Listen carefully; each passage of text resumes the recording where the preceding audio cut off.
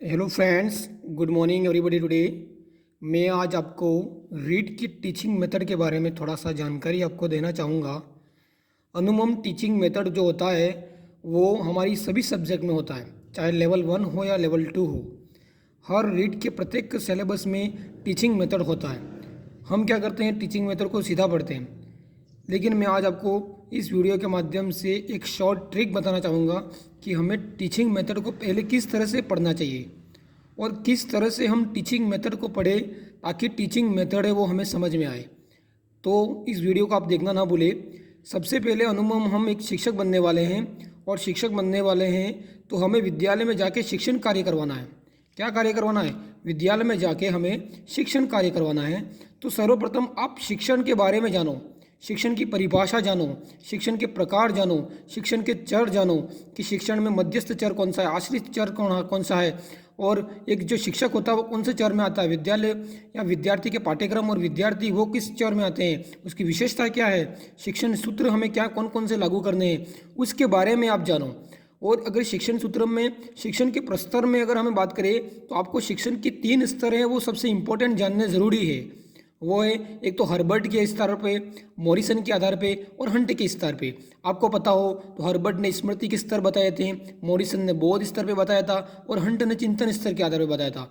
और उसमें अगर शिक्षण में आपको जानना है तो शिक्षण के उद्देश्य सबसे पहले जानने चाहिए। शिक्षण के उद्देश्य मतलब आप जिस विद्यालय में या जिस कक्षा में पढ़ाने के लिए जा रहे हो तो आपके शिक्षण के उद्देश्य क्या होने चाहिए।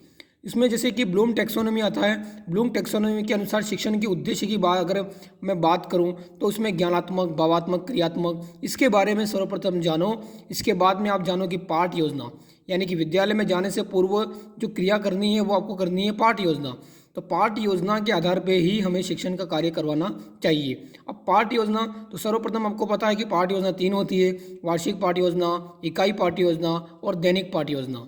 सर्वप्रथम विद्यालय में जाने से पूर्व या सर्वप्रथम अगर कोई पाठ योजना बनती है तो वो सर्वप्रथम जो पाठ योजना होती है वो वार्षिक योजना होती है। इसके बाद में इकाई योजना बनाते हैं, इसके बाद में दैनिक पाठ योजना बनाते हैं। इकाई योजना यानी कि वार्षिक योजना की अगर मैं बात करूं तो वार्षिक योजना है वो पूरे सत्र के लिए बनाई जाती है। इकाई योजना 2 या 2 से अधिक कलांशों के लिए बनाई जाती है, जबकि दैनिक पाठ योजना है वो 1 कलांश के लिए बनाई जाती है। ये सभी चीज़ें प्रत्येक क्लास और प्रत्येक विषय के लिए अलग अलग होती है। ये जानने के बाद में आपको शिक्षण विधियाँ पढ़नी पड़ेगी।